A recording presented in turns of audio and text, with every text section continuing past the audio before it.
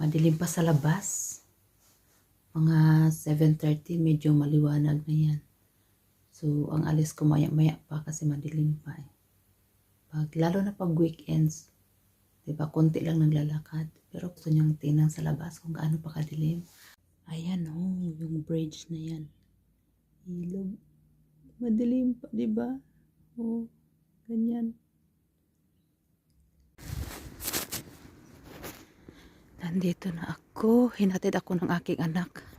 Kasi walang bus pag Sunday. So, ganito siya. 7:15 ng umaga. Yung pasok niya, 6:30. Kailangan nandun siya sa trabaho. Diba? 5 minutes lang naman sa akin eh. So, maka 10 minutes lang yan. Darating na yun sa kanyang work. Ganito yung area.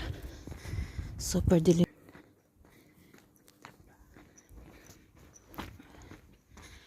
Ayan siya. Madilim talaga dito pag winter time. Ganyan.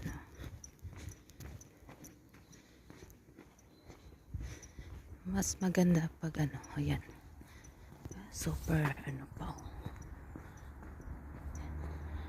Yung sky, wala nang makita.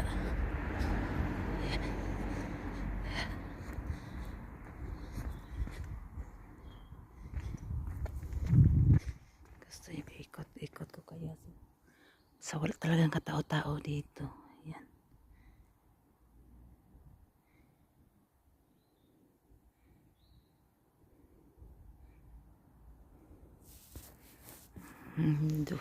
Doon ako galing doon sa kabila.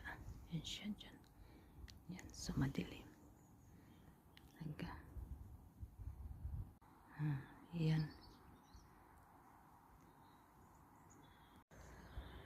Pasok muna tayo ngayon ng trabaho. Nandito na ako.